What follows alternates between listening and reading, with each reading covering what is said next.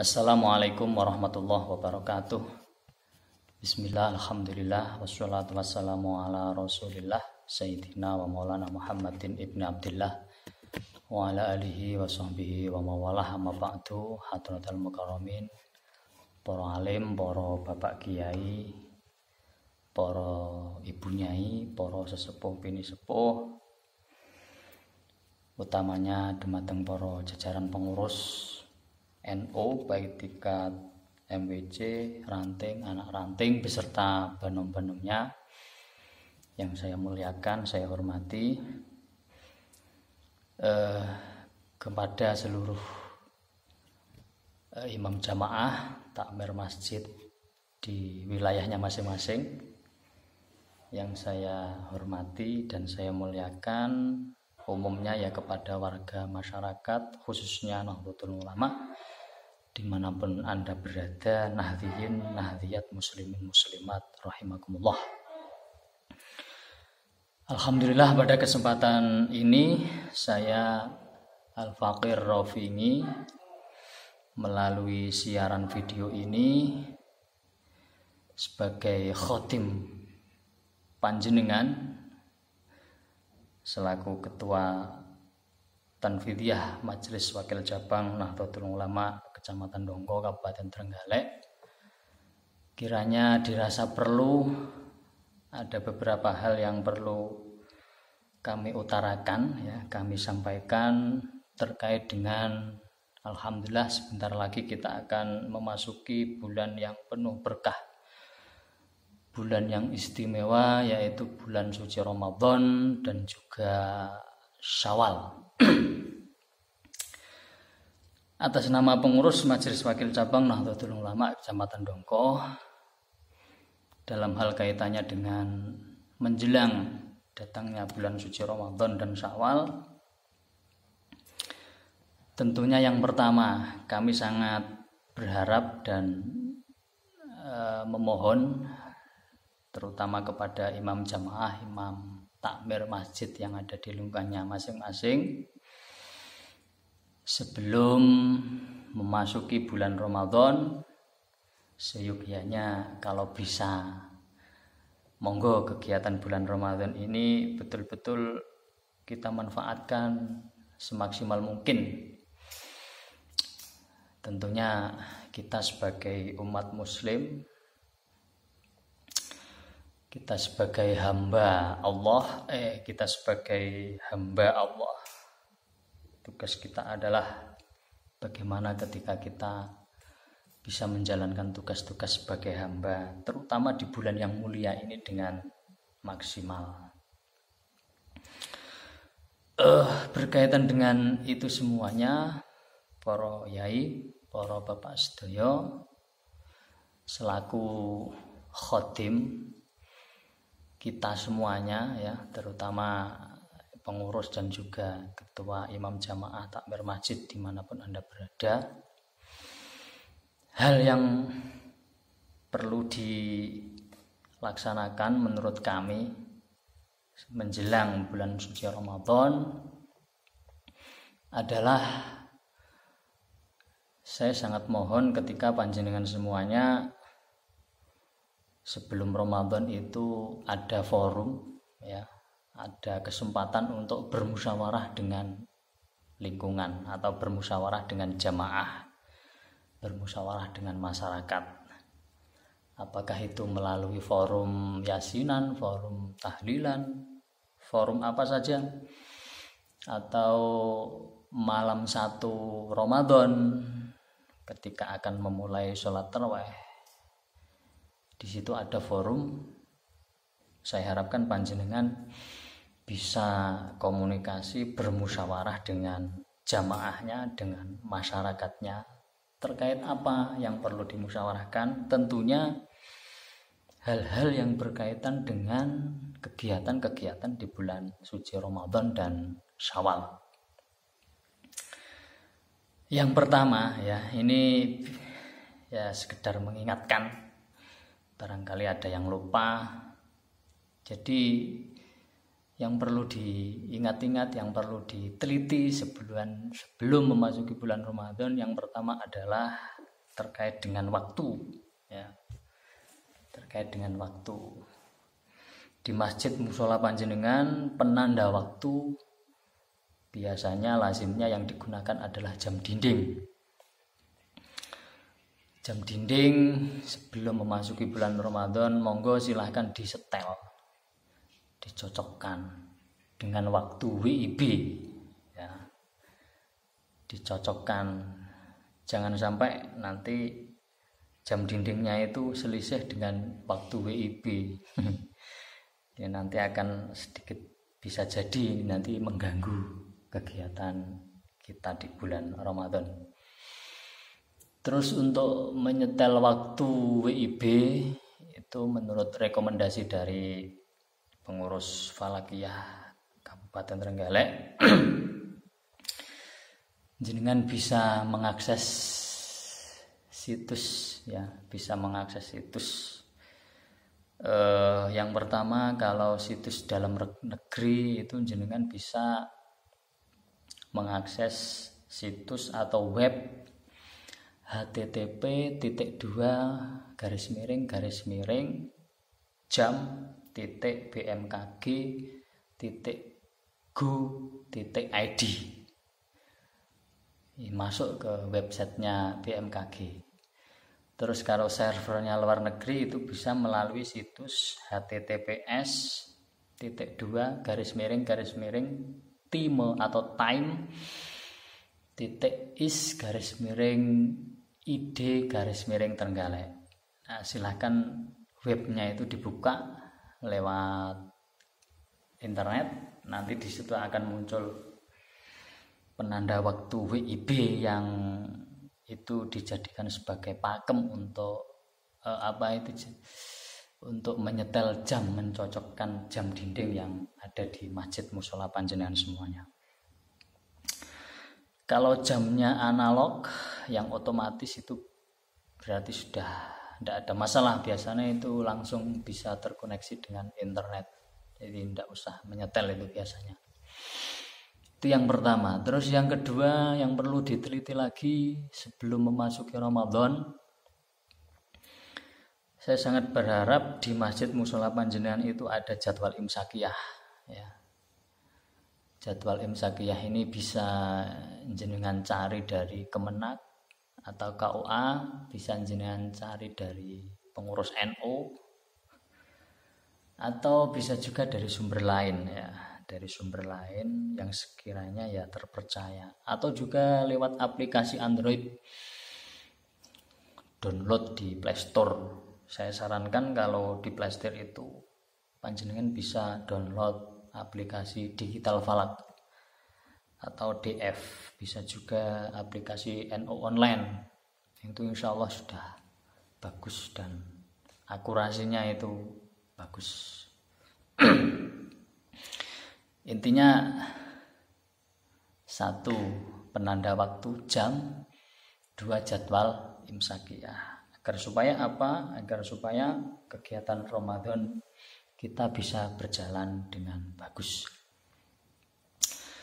Terus lagi penanda atau penentu awal Ramadan. Nah, ini biasanya banyak media berseliweran menginformasikan tanggal 1 bulan Ramadan. Kita sebagai warga masyarakat, terlebih sebagai kaum nadhin, saya kira tidak usah pusing. Kita cukup menunggu sidang isbat dari pemerintah, dalam hal ini Kementerian Agama ya. Kita tunggu pemerintah menentukan tanggal 1 Ramadan hari apa, kita tunggu, kita ikuti. Terus yang selanjutnya, kalau sudah masuk di bulan Ramadan, tentunya biasanya yang paling ditunggu-tunggu oleh masyarakat itu penanda waktu maghrib. Penanda waktu maghrib ini ya monggo dimusyawarahkan dengan jamaahnya. Enaknya penanda waktu maghrib ini pakai adzan atau pakai kentongan, atau pokoknya duwe HP nafsi masing-masing. Ya kalau lazimnya itu pakai adzan. Cuman kalau bisa, kalau pakai azan, saya harapkan ya muadzinnya harus sabar. Begitu mancing tet, kalau bisa langsung diadzani. Ya kalau sekedar untuk menenggak air, untuk membatalkan puasa, monggo sebelum azan. Tapi jangan sampai makan dulu baru azan, nanti kasihan yang menunggu. Itu monggo dimusyawarahkan dengan jamaah. Yang selanjutnya, nah ini juga penting, petugas kegiatan yang sifatnya berjamaah. Kita melibatkan orang lain, terutama imam sholat tarawih. Ya, imam sholat tarawih ini saya sarankan sebelum memasuki bulan Ramadan ya jenengan musyawarahkan. Kiranya siapa yang bisa atau kita anggap mampu untuk menjadi imam. Ada berapa orang, A, B, C, D sampai Z. Terus nanti jamaah disuruh, diminta untuk ikut berpikir kira-kira dari sekian imam yang sudah kita rameng ini, siapa yang sekiranya kita harapkan untuk jadi imam sholat tarawih. Kenapa kok demikian? Ya harapan saya, harapan kita semuanya biar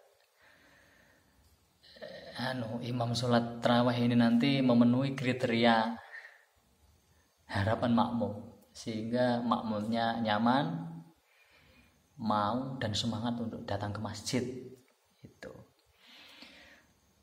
maunya yang agak cepat atau yang lambat, monggo, yang jelas, yang penting toh seandainya maunya jamaah itu yang agak cepat, jangan lupa tumak ninahnya harus dipenuhi. Itu yang jelas. Yuk mari kita tetap ya tarawihnya 20 rakaat ditambah witir 3 rakaat. Terus lagi setelah tarawih, kalau mungkin di lingkungan ada yang bisa itu pujian zaman dahulu. Kalau saya menyebutnya itu pujian sholallahu. Itu monggo kita budayakan, kita ramaikan. Setelah tarawih itu sholallahu, pujian bersama-sama. Terus tadarus ba'da kuli maktubah. Kalau memang disepakati dan ada yang siap, monggo tadarus baca Quran pakai speaker likuli ba'da maktubah. Tapi dengan catatan harus menjadi kesepakatan jamaah. Kan bisa dibagi, misal ba'da tarawih golongan yang tua-tua, ba'da subuh yang muda, terus ba'da zuhur nanti yang kecil-kecil, ba'da ngasar nanti yang apalah, monggo ibu-ibu dijadwal biar kegiatan syiar di bulan Ramadan ini berjalan dengan baik, tentunya berdasarkan hasil kesepakatan dan musyawarah kita bersama. Tentunya lagi ya kalau bisa imam sholat maktubah ditata 5 waktu. Kalau imamnya banyak ya ditata, muadzin juga dijadwal dan lain sebagainya. Monggo, intinya kita pikirkan bersama-sama, kita tata bersama-sama. Terus yang selanjutnya, para bapak, para kiai semuanya, ini yang berkaitan dengan penggunaan corong ya, penggunaan toa. Ini yang lagi rame akhir-akhir ini, surat edaran Menteri Agama nomor 5 tahun 2022. Ini ya monggo kalau mau dibaca silahkan dicari di internet, literaturnya itu sudah siap. Cuman kalau saya menggarisbawahi yang penting gini, yang penting menurut saya jangan sampai semangat kita dalam hal untuk beribadah, semangat kita dalam hal untuk syiar Islam jangan sampai mengganggu orang lain. Nah ini, makanya menurut saya solusinya yaitu dimusyawarahkan. Semisal tadarus malam ba'da taraweh itu disepakati pakai toa, pakai corong, maksimal jam berapa? Apa jam 9, apa jam 10?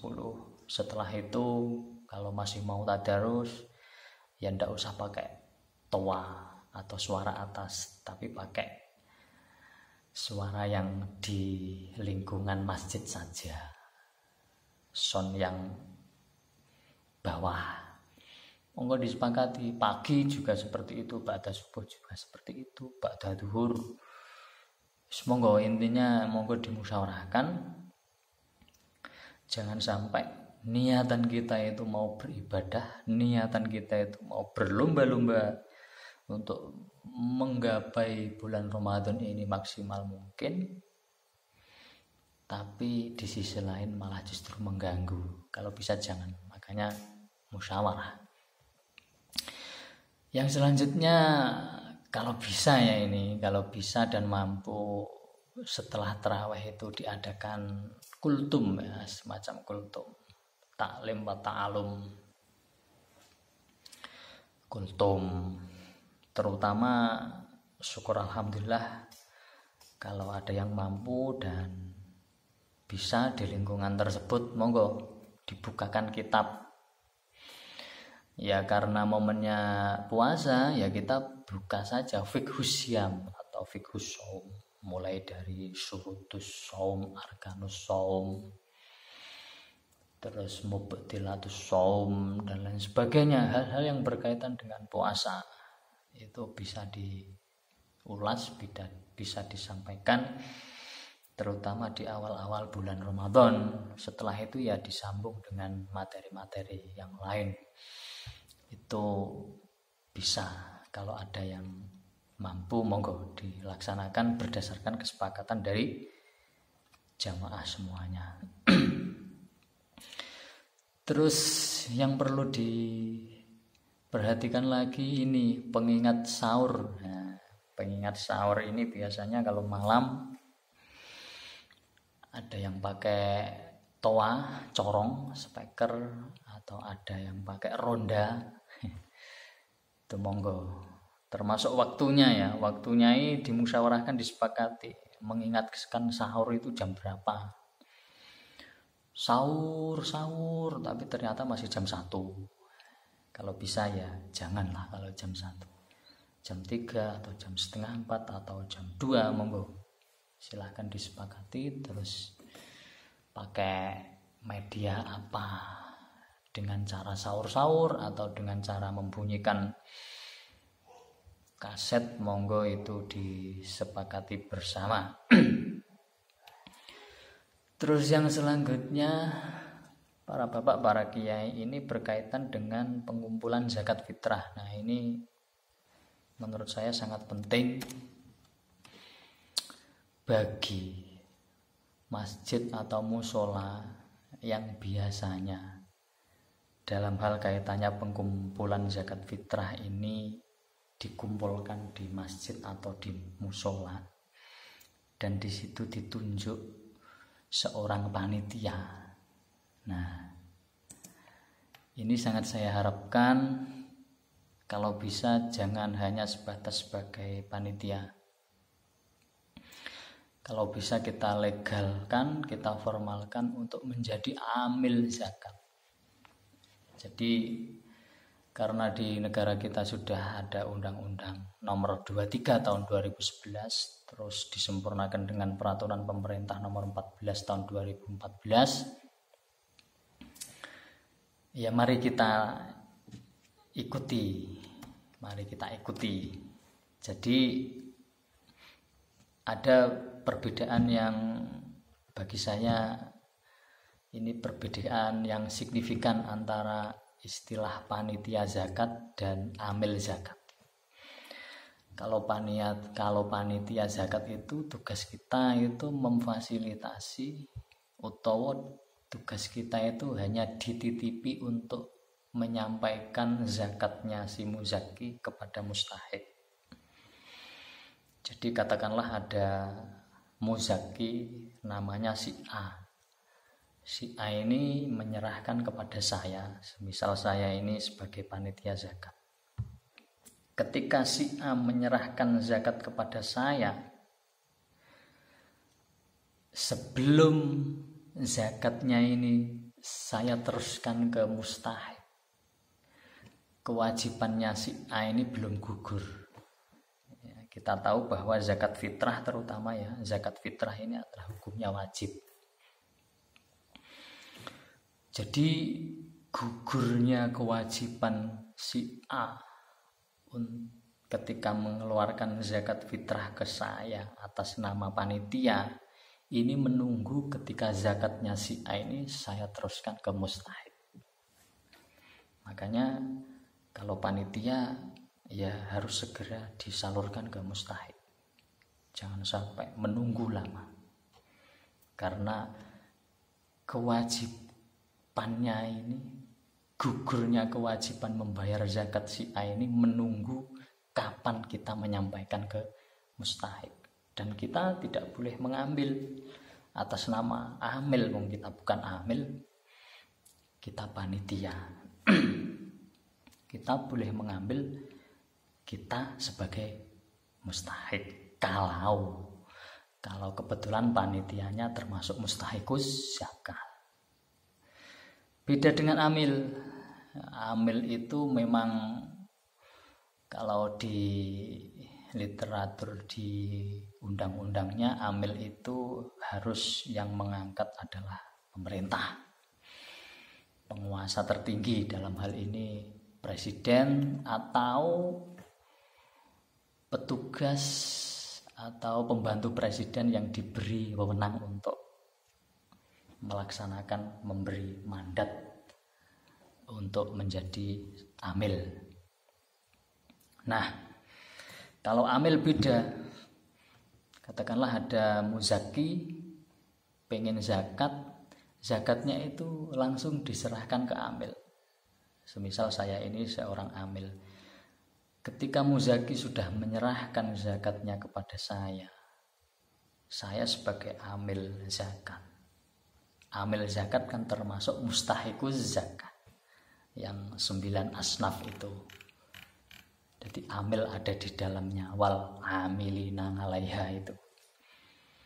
Ketika muzaki sudah menyerahkan zakatnya kepada saya, kepada amil, gugurlah kewajiban seorang muzaki. Tidak harus menunggu saya menasarufkan zakatnya muzaki ini ke mustahik. Enak, ini lebih fleksibel. Perbedaannya itu, jadi kalau panitia itu ya hanya sebatas memfasilitasi saja. Kalau amil itu berdasarkan undang-undangnya harus dilegal formalkan melalui lembaga yang sudah ditunjuk, sudah mendapatkan mandat atau amanah sebagai amil. Lah kita sebagai warga Nahdliyin ya kita ngurus amilnya nanti dari Lazisnu, lembaga amil zakat, infak dan sedekah Nahdlatul Ulama. Caranya bagaimana? Caranya nanti silahkan di link deskripsi video ini saya cantumkan, nanti petugas-petugas di masing-masing desa jenengan bisa komunikasi dengan nomor HP yang ada di link deskripsi, minta tolong supaya diuruskan untuk menerbitkan SK amil zakat. Nanti kalau sudah terbit, SK-nya sudah terbit, jenengan sudah sah berlaku dan bertindak sebagai amil zakat. Itu yang berkaitan dengan pengumpulan zakat fitrah. Kalau tidak mau ribet-ribet itu ya langsung diserahkan ke mustahiknya juga bisa, boleh. Jenengan individu masyarakat, siapa yang panjenengan anggap mustahikus zakat yang 8 asnaf itu, dan cari yang pertama fakir, terus miskin, terus amil, terus wal mu'allafati qulubuhum, para mu'allaf, terus hamba sahaya wa firriqab wal gharimina, termasuk orang yang hutangnya banyak banyak hutang, termasuk fisabilillah dan ibni sabil. Itu 8 asnaf. Terus lagi, nah ini yang berkaitan dengan takaran zakat fitrah ya. Takaran zakat fitrah ini juga perlu kita kasih informasi. Sebenarnya khilaf ya ini. Jadi ketentuan zakat fitrah itu di literatur fikih itu bunyinya sok. Jadi zakat fitrah itu 1 sok. Cuman ketika 1 sok dikonversi dengan ukuran yang ada di negara kita, Indonesia, kilogram yang lazim ya. Nah, ini di sini terjadi perbedaan pendapat di kalangan ulama fikih. Secara umum ya, secara umum ini kita menganut salah satu dari mazhab yang 4, Hanafi, Maliki, Syafi'i, dan Hambali. Kalau Imam Hambal atau Imam Hanafi itu zakat fitrah itu ketika dikonversi ke kilogram ini takarannya 3,8 kilogram atau 3 kilogram 8 on. Ini menurut Imam Hanafi. Terus menurut imam madhab yang 3, Imam Malik, Imam Syafi'i, Imam Hambali, ini secara umum sepakat mereka setelah dari sok dikonversi ke takaran kilogram, ulama-ulamanya rata-rata dikonversi ke kilogram itu jadinya 2 kilogram 7,5 on. 2,75 kilogram atau 2 kilo 7,5 on. Nah, dari sini saya sarankan kita ambil yang lebih kehati-hatiannya ya. Kalau mau yang Imam Hanafi 3,8, tapi dari 3 madhab itu yang dari 4 madhab itu yang 3 hampir kompak 2,75 ya. 2 kilo 7,5 on, atau kita bulatkan juga bisa 2,8 kilogram atau 2 kilo 8 on beras sesuai dengan makanan pokok yang kita makan setiap hari. Itu yang berkaitan dengan zakat fitrah ya. Zakat fitrah hukumnya wajib, makanya monggo ini betul-betul bisa disosialisasikan dan disampaikan kepada jamaahnya. Terus yang selanjutnya para bapak, para kiai, kita menjelang hari raya ya. Nah, penentuan hari raya tanggal 1 Syawal ini kita juga tidak usah pusing-pusing, tinggal menunggu sidang isbat dari pemerintah, dalam hal ini Menteri Agama. Nah, ini yang perlu kita musyawarahkan lagi, itu kaitannya dengan budaya seputar menjelang Lebaran ini. Yang paling populer itu budaya petasan atau dor-doran. Nah, ini saya sangat mohon bisa dikompromikan lah, bisa dimusyawarahkan. Jangan sampai maunya kita itu mau bersenang-senang, berpesta karena bulan kemenangan ya. Kita itu menyalakan dor-doran petasan yang luar biasa, tapi sekeliling kita, kanan kiri kita ternyata ada orang yang terganggu dengan dor-doran, dengan petasan. Kalau bisa dihindari, kalau bisa ya setidak-tidaknya dikompromikan lah. Dikompromikan. Kita juga tidak bisa melarang panjenengan untuk mengekspresikan hari kemenangan, tapi di sisi lain ya toleransi, tepos lironya, makanya dimusyawarahkan, amrih sipnya, amrih berjalan lancarnya. Terus petugas sholat id, petugas sholat id itu juga monggo ditata, petugas sholat id termasuk takbir keliling itu juga ya monggo lah, tapi kita harapkan jangan sampai ada hal-hal yang tidak diinginkan, apalagi sampai tawuran, apalagi sampai ya mohon maaf ya kita tidak tahu di tengah jalan bentrok dan lain sebagainya. Saya mohon kalau bisa itu dihindari, kita ikut menjaga situasi dan kondisi kondusivitas lingkungan, kondusivitas negara kita Republik Indonesia ini. Nah, yang terakhir ya, jangan lupa ini masih situasinya masih pandemi, ternyata juga belum reda. Kita menunggu instruksi dari pemerintah. Nanti apa-apa yang menjadi kebijakan pemerintah dalam hal kaitannya dengan mengurangi atau memotong atau menghambat laju perkembangan virus corona ini, ya mari kita hormati dan kita ikuti. Termasuk yang sudah sering sekali diingatkan dengan pakai masker, cuci tangan, jaga jarak dan lain sebagainya. Ya kita kompromikan, kita komunikasikan. Kita juga tidak mau kalau sampai berhadapan-hadapan apalagi berbenturan dengan kebijakan daripada pemerintah. Intinya musyawarah komunikasi.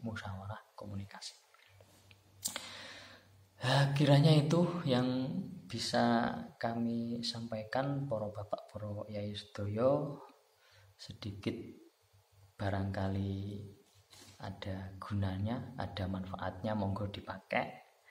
Kalaupun toh tidak ada, ya anggap saja angin yang lalu, gitu saja.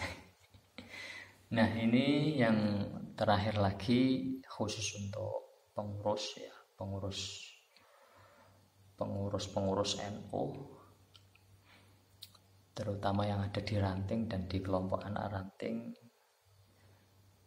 Untuk mengisi bulan Ramadan ini saya sangat berharap ketika panjenengan semuanya dimaksimalkan safari Ramadannya di tingkat ranting atau di tingkat anak ranting, dimaksimalkan. Kalau anak rantingnya sudah terbentuk, ya malah alhamdulillah difokuskan di kelompok anak ranting, bagaimana semua titik-titik jamaah di kelompok anak ranting itu bisa kita datangi, kita sowani, kita sapa pada momen bulan Ramadan. Apa yang disampaikan? Ya kita ngobrol, ya kita tausiah, jagungan. Momennya puasa ya kalau menurut saya yang paling pas ya kita berbicara terkait dengan fiqhus shaum, fikih puasa, mulai dari arkanus shaum, furudus shaum, mubtilatus shaum dan lain sebagainya. Terus dilanjutkan dengan ceramah-ceramah yang temanya tema keagamaan, kebangsaan, nasionalisme, NKRI. Monggo, sangat kita harapkan betul-betul kita sebagai pengurus NU hadir dan menyapa jamaah kita. Ya kalau kelompok anak rantingnya belum terbentuk, ya dimaksimalkan di tingkat ranting. Di tingkat rantingnya dimaksimalkan. Kalau tidak bisa semua titik jamaah masjid musola kita datangi untuk safari Ramadan, ya setidak-tidaknya mewakili dusun-dusun yang ada. Sekiranya itu para bapak, para yai sedaya ingkang saged kawula aturaken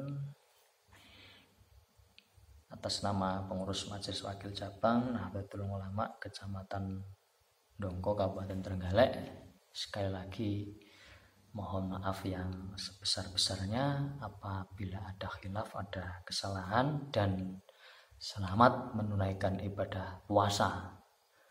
Semoga kita diberi kekuatan, diberi kesehatan, dan diberi hidayah, diberi maunah, sehingga kita betul-betul bulan puasa ini bisa kita manfaatkan sebaik-baiknya untuk menggapai pahala yang sebanyak-banyaknya.